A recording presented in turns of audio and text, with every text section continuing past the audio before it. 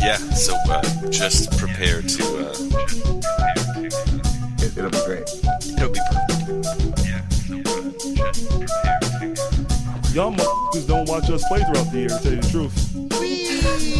I'm gonna be real with you, and I don't care if I get fined.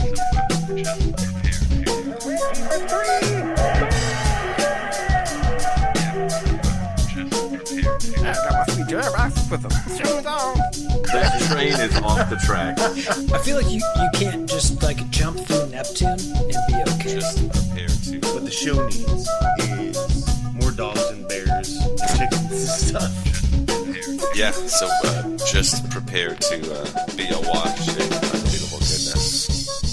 Welcome, Pacers fans. You're listening to the Undebeatables, your semi-weekly Pacers podcast. This is episode 811, coming to you from the high school home of Jamison Brewer, Silver Spring, Maryland. I'm the doctor, Jason Triplett. This show, we're discussing a 3-4 stretch of basketball for the Pacers. One of the best all season, I'd say, including games against Orlando, the Lakers, the Clippers, the Heat, the Bulls, the Hornets, and the Cavaliers. And we'll take a look at the current playoff picture with only a week to go in the season. I can't believe it. We're already here. Joining me this week is one of our analysts, coast to coast like buttered toast. From Asheville, North Carolina, he's our in-house bartender, mixing up the drinks and the crappy jingles. It's John Colson. What is up, Pacer Nation? What is up, JT?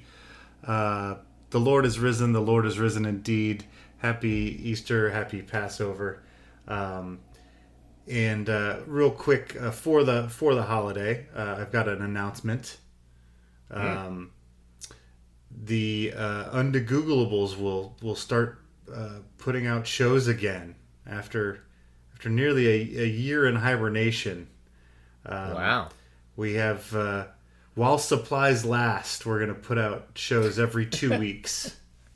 Part of the reason we stopped is because we ran out of shows, but we've built up enough that if we go every 2 weeks, we can get through the end of the year. So, Cool. So if you've paused your subscription or deleted it because it wasn't putting out new shows, you probably should have kept it on your phone because you could always go back and listen to them if you forgot the origin of, something or forgot the difference between alpacas and llamas. But if you did for some reason pause it, go ahead and start that one up again. So, Yeah. That's good. Ethan was asking me some question the other day, and I was like, I'm pretty sure we've done it on Google about this, but I couldn't find it. It was, I remember what it was. It was, why do we drive on the right side of the road? Didn't we do that?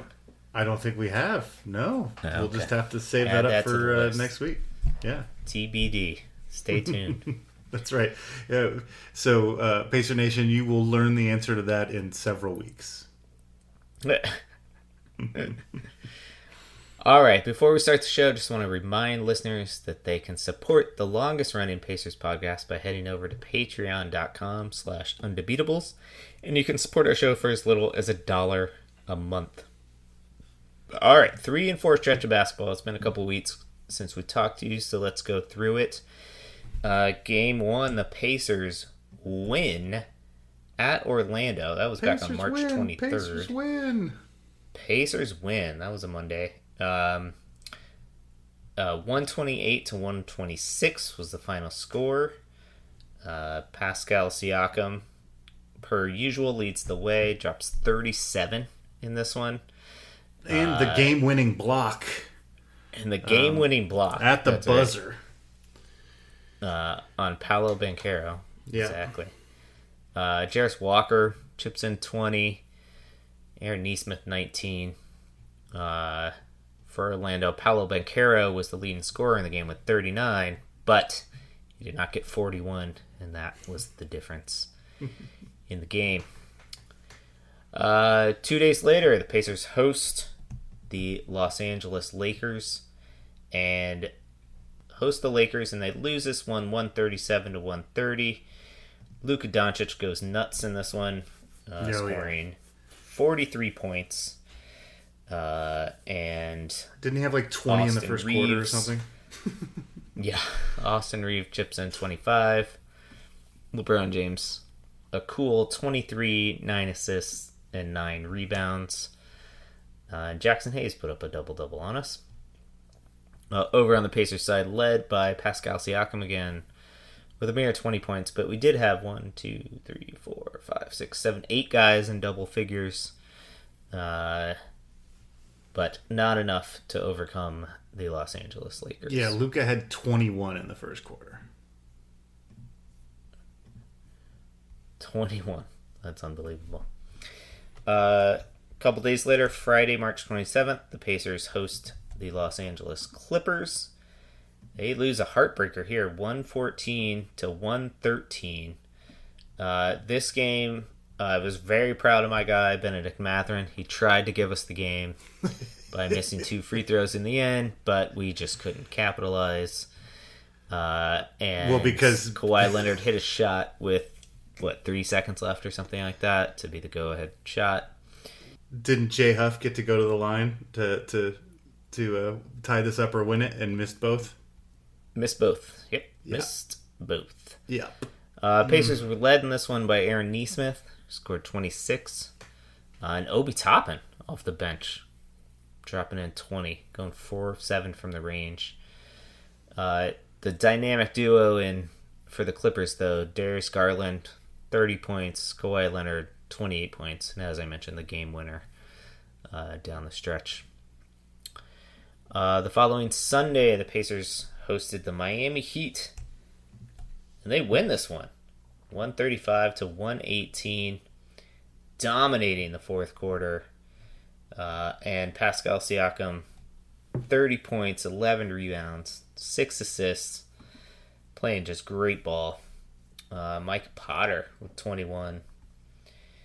And the Pacers shot super well from three-point range, 18 of 39.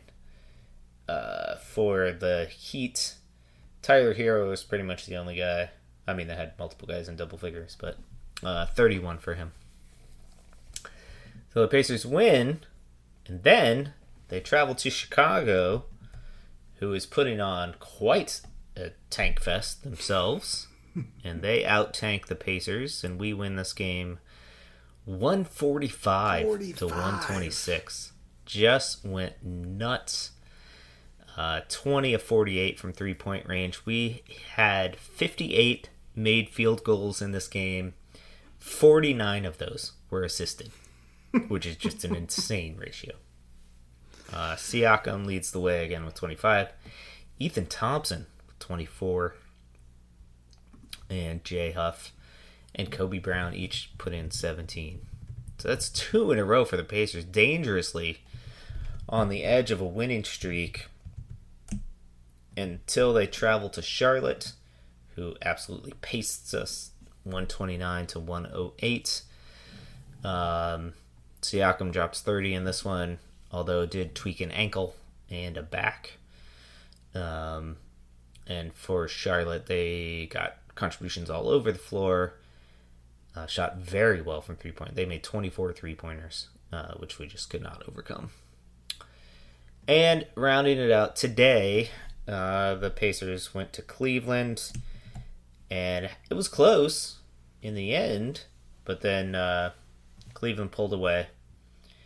Where's my guy? Donovan Mitchell led the way, 38, as is his usual against us. Former Pacer Thomas Bryant with 14 and 10, including a vicious dunk to sort of seal the game in the last couple minutes. Harden had 28. No Siakam in this one. No Jarris Walker. No Ben Shepherd. No Andrew Nimhard. No Aaron Nesmith. So the Pacers are led by Micah Potter and Jalen Slauson. Oh, and Obi Toppin. So, Colson, that's a 3-4 stretch. Ethan was excited to tell me that the Pacers are not in dead last anymore, but instead now we're tied for third to last, second to last, depending on what you want to look at it. Boy, I'm glad he's excited. How are you feeling? Well, okay, so after we just play a little fast and loose with the worst record here, and the Wizards have decided that they're better at tanking than us, losing to the Nets. And the Nets were probably the only team that they could accidentally beat. They do play the Bulls twice for the remainder of the season, and the Bulls are really trying hard to tank as well. So you never know. But right now, it looks like it's going to be hard to catch the Wizards. We have a full game lead on them. And the Nets now have a full game on us. So we would be the second worst record. The goal is to stay in the bottom three because statistically that's all the same. Once you get to the fourth spot, it starts changing. Both the Jazz and the Kings have 21 wins, and it would be hard for us to win 3 out of our last 4 games, I would think. Mm-hmm. Even then, we have the tiebreakers. They have the tiebreakers against both those teams. Have the tiebreakers against us. So really, we'd have to win out to get out of this bottom 3 spots. So we're okay. Everything's okay. And I guess for Ethan, I'm glad that we're not the bottom spot.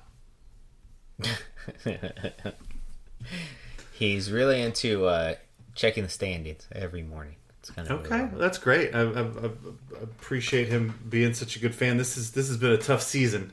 Yes, it's weird to root for losses, which is what I've been finding myself doing.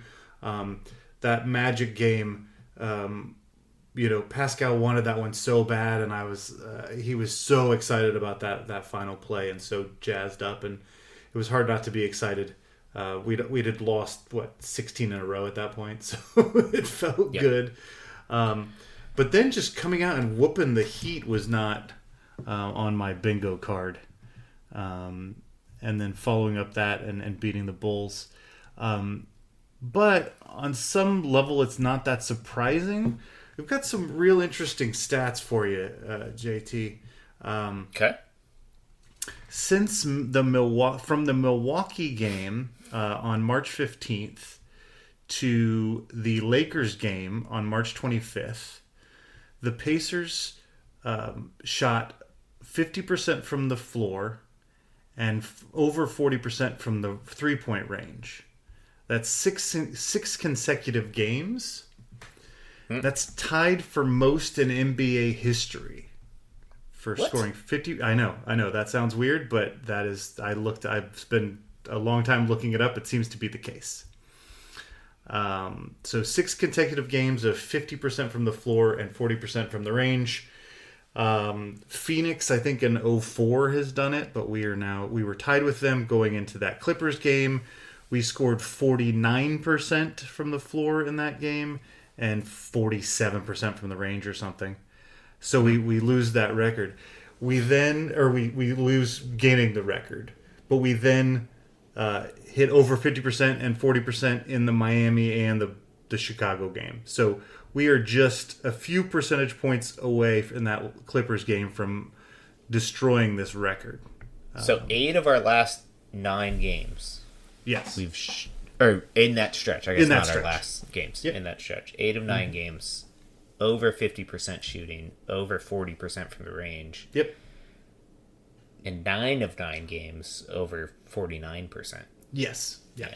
Yeah. Absolutely insane. Also, you were excited about that 49 assists. Yeah. Can you tell me what the record is for most assists in a game by a team in NBA history? Good question. I'm going to say 49. The answer is 53 by the Milwaukee Bucks in 1978. Whoa. 49 is the most this season.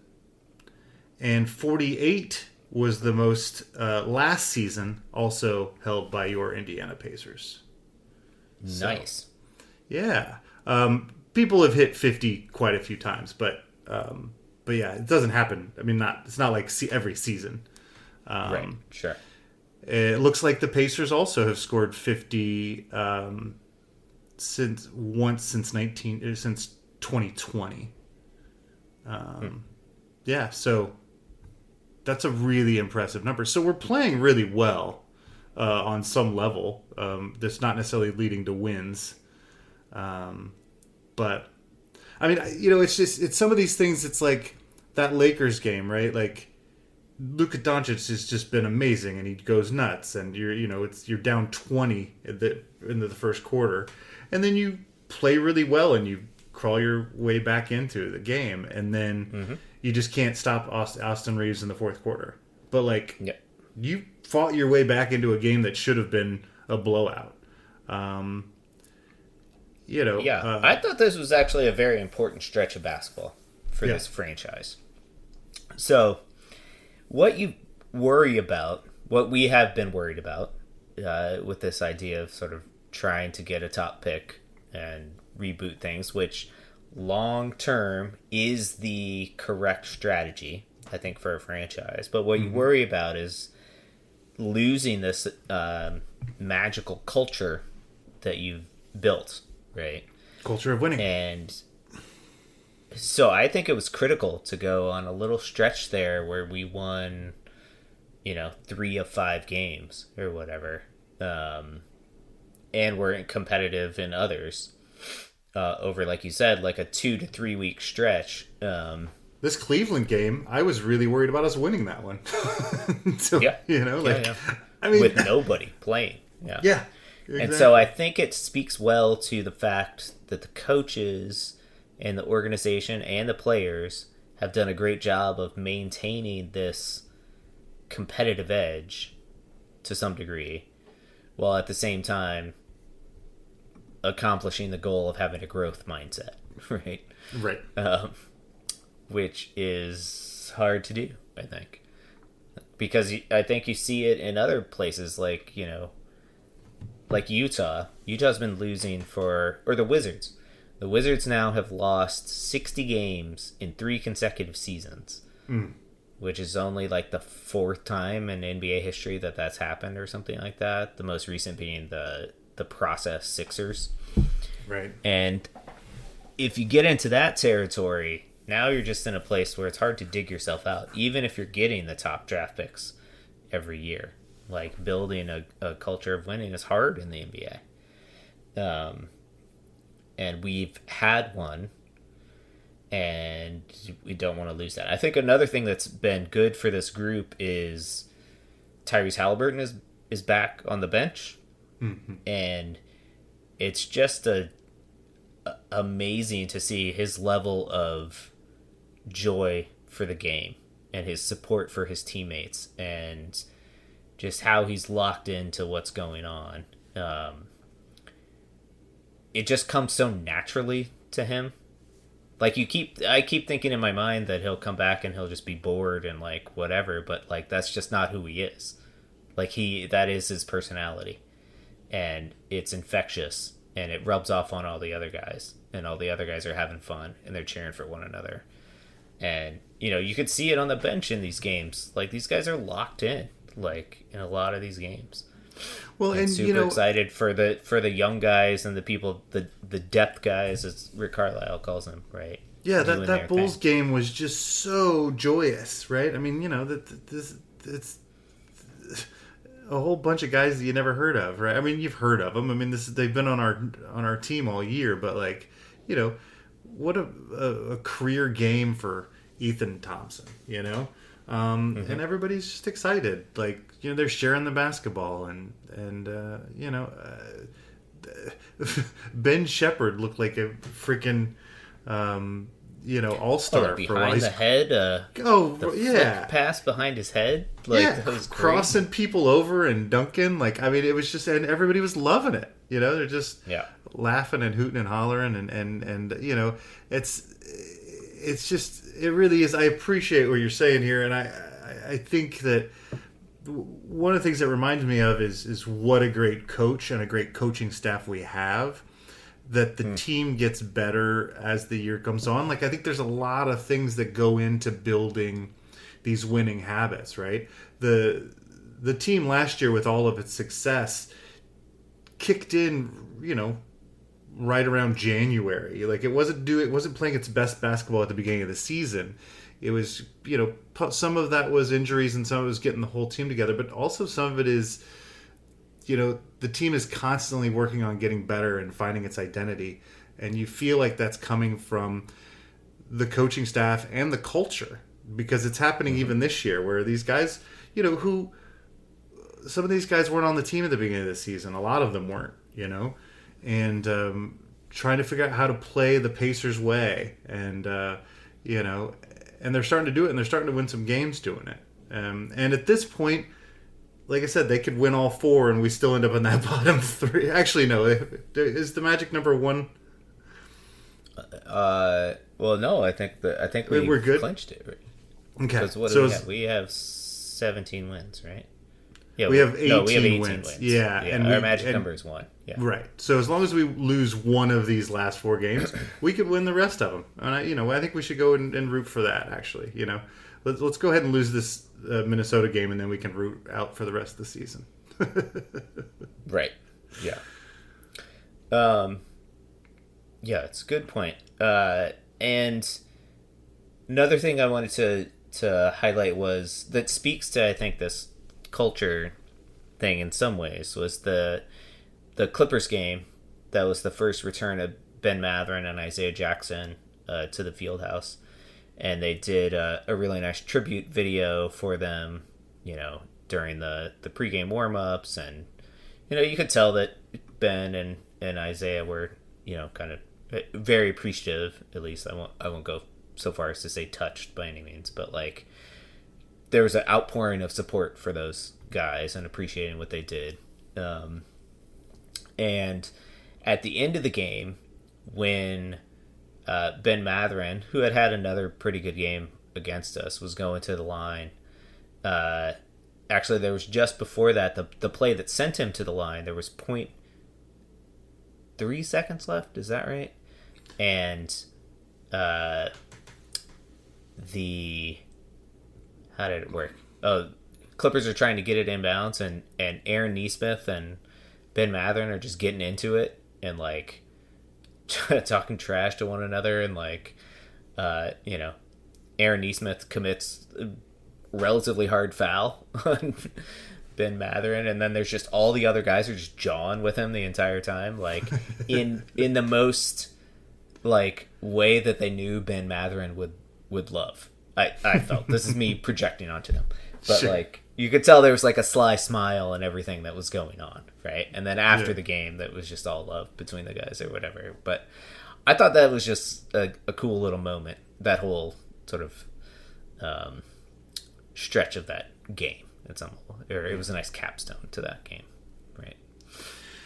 For sure. And I miss me some Mathurin and some Jackson. I mean, we made a huge trade here for Zubats, and we've got to see him play for a little while, and it's clear he sets great screens and he rebounds, and it potentially could be a great fit for us.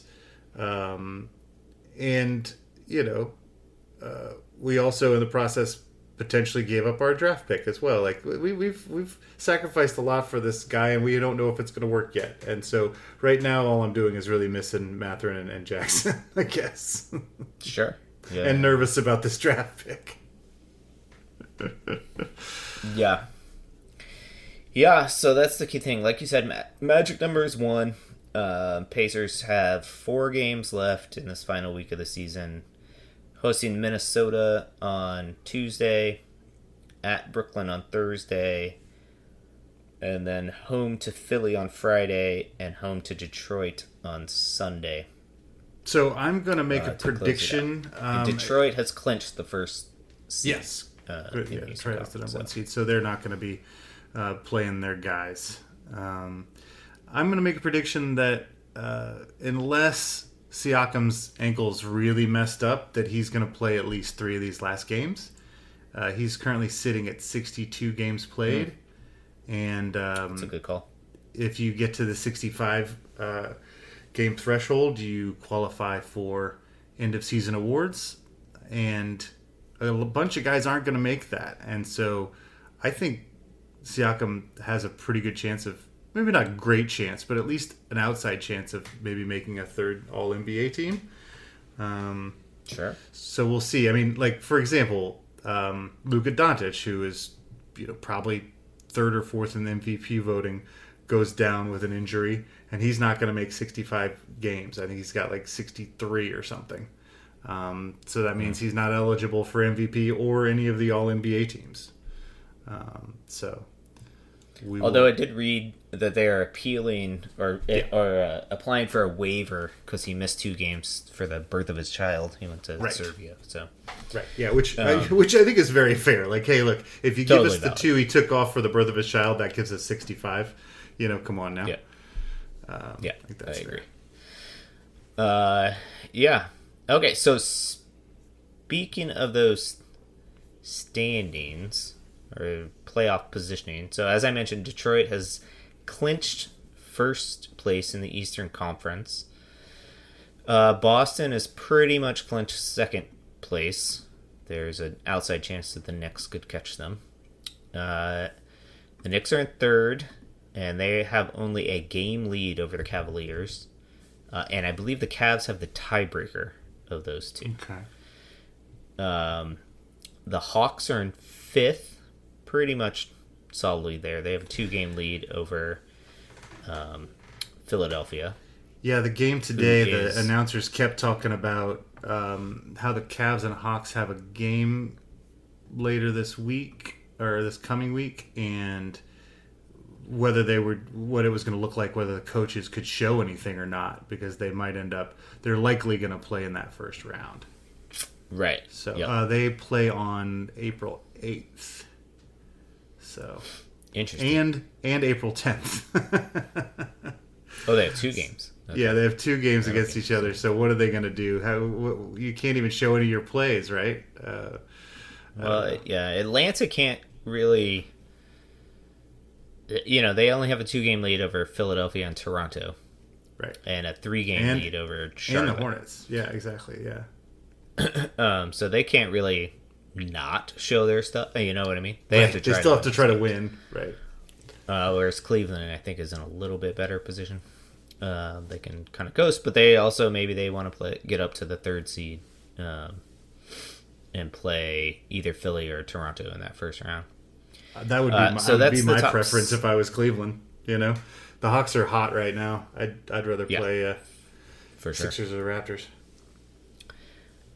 So right now the play-in is looking like, Toronto is in the 7th spot, Charlotte in the 8th. The Magic, who are falling apart, are in the 9th spot, and the Heat, who are also falling apart, are in the 10th spot. And that's it, basically. All the rest of the teams have been eliminated from playoff contention in the Eastern Conference. Yeah, I mean, the Heat and the Magic could still get to 7, right? But it's not very likely. Yeah, the Heat are only 2 games behind the Raptors and the Sixers. Yeah, kind of. But it's not likely. Not likely. I haven't looked at these teams' schedules, but Sure.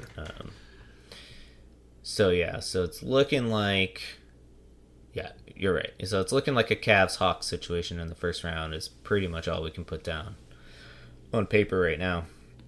Let's see. And Detroit has been playing pretty good basketball in the absence of Cade Cunningham, which I think is very important for them, confidence-wise, going into the first round of the playoffs. Over in the Western Conference, still not fully decided. Oklahoma City is in first place, 61 wins. The Spurs are 2.5 games behind them, who they lost a thrilling game to the Nuggets last night in overtime. So OKC 1, San Antonio 2. The Lakers are well below that. There's like those 2 teams and then a drop off. So Lakers are in third with a half-game lead over the Denver Nuggets, who are in fourth, who have a game-and-a-half lead over the Rockets, who have actually turned things around and are playing decent basketball lately. And then in sixth is the Minnesota Timberwolves. And then they have a 3.5 game lead over the Suns. So that's pretty much your top 6 are pretty much set. There might be a little bit of juggling between Denver and LA. But mostly that's it. And then the teams in the play-in are the Phoenix Suns, the Portland Trail Blazers, the Clippers, and the Golden State Warriors. And then there's a steep drop off, and all the other teams are eliminated. So Right. So on both so East looking and the like West. first round, either LA or Denver against the Houston Rockets, and then either LA or Denver against the Minnesota Timberwolves in that first round. And then obviously OKC and San Antonio will play in results. Do you have any predictions on who might get out of this play-in? Warriors haven't been playing great ball lately, but they've got the pedigree. No, I mean, I would think that if the Clippers, especially if the Clippers can catch Portland, which they are a half game behind Portland, and give themselves 2 shots at getting into the playoffs, I really like that. Yeah. Phoenix has not been playing well lately. Not horrible either, but they're kind of a muck it up team. I feel like they're gonna muscle their way into this. They might not win the first game, but they'll win the second game. Well, don't tell Nico that you have the Blazers missing the playoffs now. Well, I didn't say that. I said if the Clippers can get above Okay. the Blazers, Okay. I like their chances. But The Blazers end of the season it's rough. They play the Nuggets, the Spurs, and then the Clippers. So that game on April 10th may decide who gets that 8th spot and who gets the 9th. yeah. A lot of things are going to happen this last week. It's fun when the season comes down to the end like this. So I know we're a week away from starting to make playoff predictions because we obviously don't know the bracket. But how are you feeling? We haven't talked a lot about sort of the NBA at large. And, the 2 teams that have been impressive to me over the second half of the season have been the San Antonio Spurs and the Charlotte Hornets. So let's tackle the Spurs first. Do you think the Spurs are legitimate title contenders now? They have 59 wins at this point.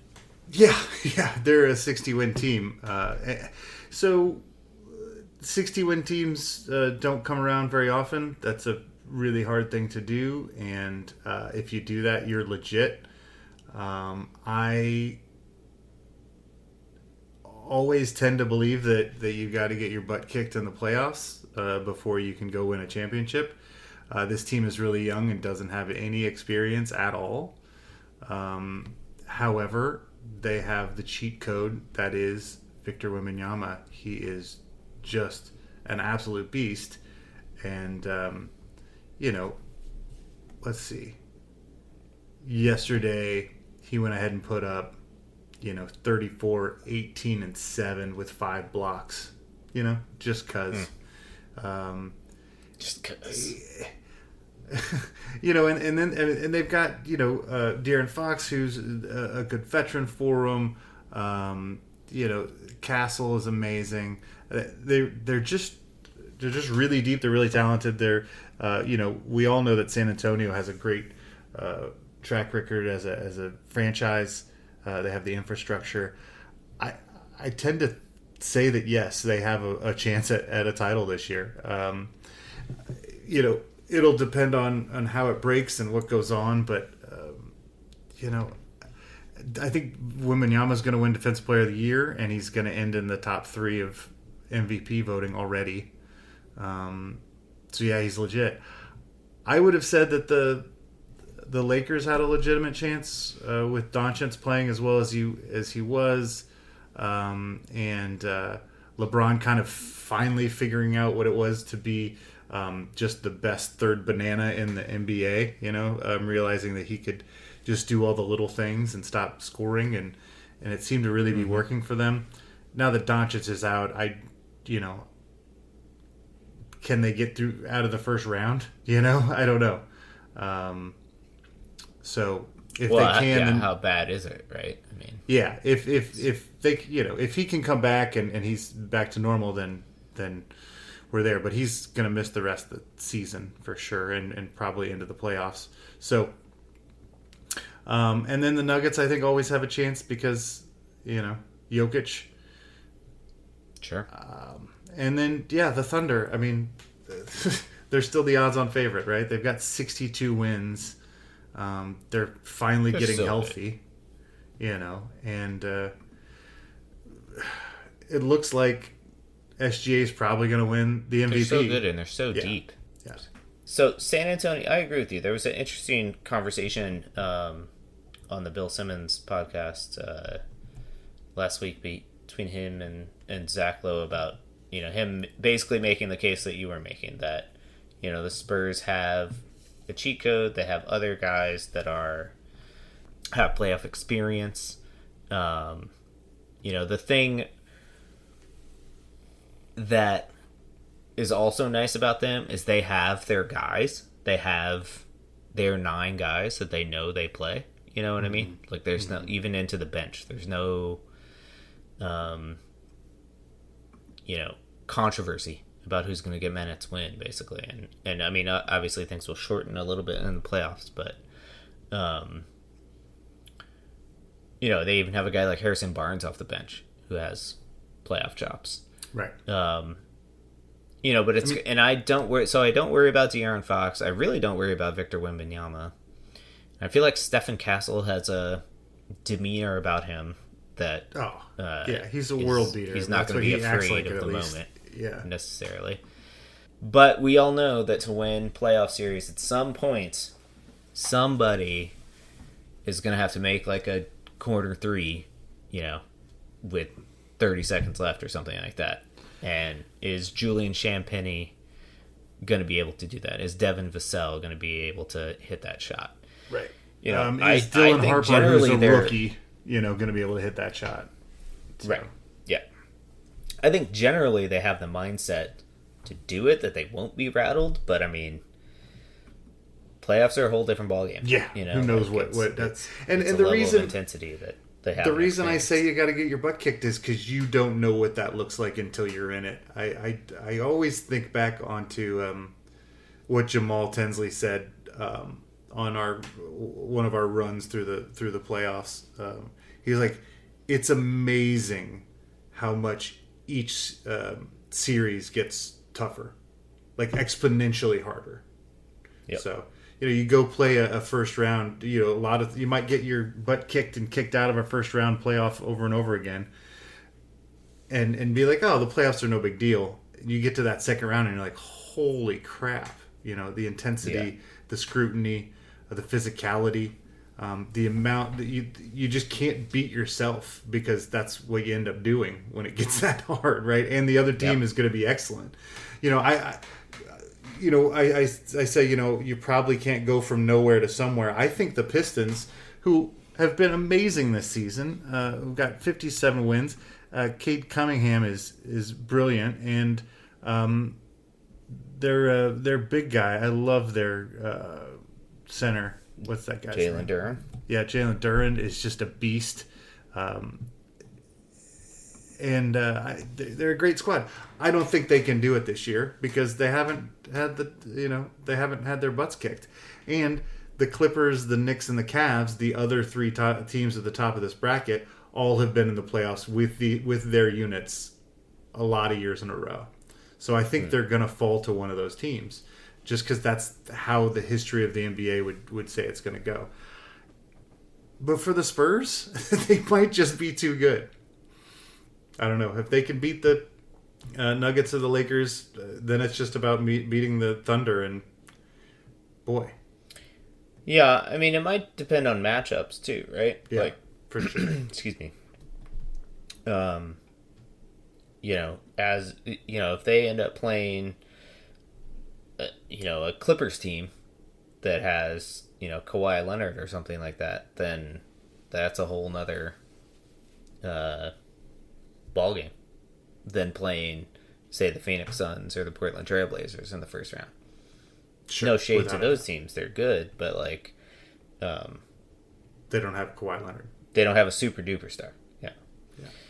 Yeah. And is it one of the is it the Timberwolves that has a good matchup with them? I can't. There's a couple teams that play them real tough, and they might just end up playing against. Yeah, I mean Denver plays them well, and I think it is the Wolves. I think the Wolves have beaten them a couple times. So the other team on the eastern side of the bracket is the Charlotte Hornets. So, did you know that the Charlotte Hornets have led the league in net rating for like 40 games plus now? Really? Yeah. I mean, we just saw them, and they're really good. I mean, it's just, they just could. They could throw so many guys at you. This Con Knipple kid is legit, and then Bridges, Brandon Miller, and LaMelo Ball. My memory of it was that they just barraged us with threes and athleticism, and there wasn't much we could do about it. Yes. That's about and right. I guess that's what they're doing to the rest of the league. Yeah. I mean, they have those like three dudes that are all gigantic, and very skilled, and they're hard to deal with. So, we'll see. Well, I think often about,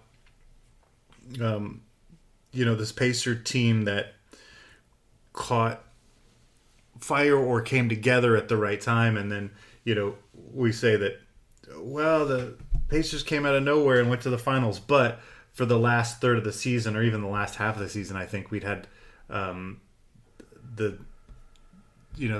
the point differential or winning percentage or whatever, some of these indicators that would say that you're one of the best teams in the league, and right along with the Thunder. And so if you can look at the Hornets team and say, oh, really they belong in the conversation and a top 2 or 3 team in the league, maybe they could surprise some people, bust. Let's say they still have a chance to get to the 6th seed here before the end of the season. They also fall into this. They have not been to the playoffs before that. Sure.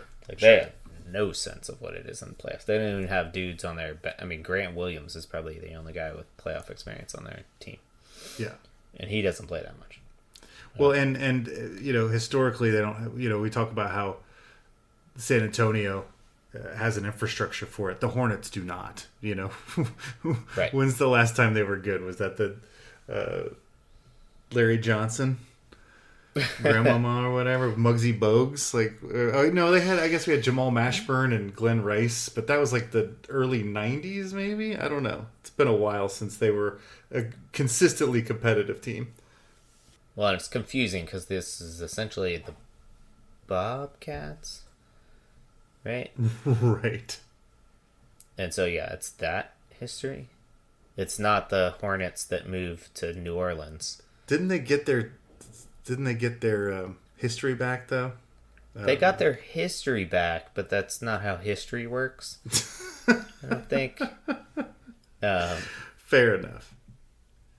So, basically, it's been a long time since Charlotte had anything good from an NBA standpoint. And if they get out of this play-in tournament, I'm going to see if I can go down there and watch them. There you go. They're a You fun should. team to watch. They sure are.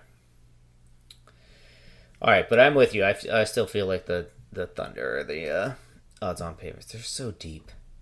Yep. They picked up Jared McCain for like a nickel. Yep. I Nothing. don't understand what was going on, and he's dropping 30 in games, and Sure. it's nuts. I mean, eventually they're going to have to pay all these guys, and they won't be able to hold on to them all. But they've still got a couple more years before that's the case. I don't know. It's just I crazy. don't know. I'm sure Sam Presti will figure out how to change the rules so that they can get more luxury tax space or something. I have no idea. Well, I look forward to our rematch with them in the finals next season Same. with AJ DeBonsa coming off our bench. Yeah, that'd be nice. All right. So next week we will know more about playoff positioning. We still won't be able to make... I guess we'll be able to make some picks. Yeah. We'll be able to pick the 3, 6, and 4 or 5 matchups. But, yeah, we'll make our playoff predictions and see how wrong we are. And then now it's time for the best time of the year. NBA playoffs, right. baby. That's right. All right. So until then, we want to thank you for listening. If you have any thoughts you want to share with us, you can do so on Twitter. We're at Undebeatables. On Facebook.com/TheUndebeatables. You could email us, shoutout@theundebeatables.com. We have a website, theundebeatables.com, which has a contact form there. That's nice because you can be completely anonymous. And while you're there, hop over to the merch page. Get yourself a medium t-shirt. For the architect, Donnie Walsh, and the first couple, Nancy and Bobby Ciclino. Turn out the lights, the party's over. Oh, nice. Short and sweet. I'm excited about the return of the Undegoogleables. What an announcement. Yeah, I didn't. I was not expecting that. I know. I didn't tell you beforehand. It's the big reveal. So I think I stopped on 199 because I thought we were going to do like a special 200 episode. I was just looking at the page. Yeah. Yeah. And we stopped at 199. Yeah. Last June. Yeah. But And I'm sure all of Undegooga Nation was waiting with bated breath because they knew there had to be a 200th episode, right? Who stops at 199? Like I said, we've got enough. I've got enough to get us through November now, so we have to record a few, maybe off air to fill out the rest of the year. We can do that. We're not going to be doing emergency pods during the playoffs like we were last year after every miracle game winner. That's right. It was twice a week we had a miracle game winner. We had to drop everything to record for. It's nuts. Yeah. I've been going back and showing Ethan the games. He's loving it. Yeah, I need to go back and watch them all now that it's playoff time because I haven't gone back and watched a lot of those games. So. Oh yeah, they're so good. Like I showed him the Knicks game 1, the one that we watched on the boat. Yeah. And I still, when we watched the thing, I still don't understand how we won that game. Like it just doesn't make sense. Like it's nuts. Because like New York will come down and they'll Neesmith will hit a 3, and then New York comes down and like makes a shot or gets to the line and gets 2 free throws, and it's like, well, that's probably it. But no. And then he comes and hits another 3, and you're like, oh, okay, well. Yeah. Pretty wild, wacky stuff.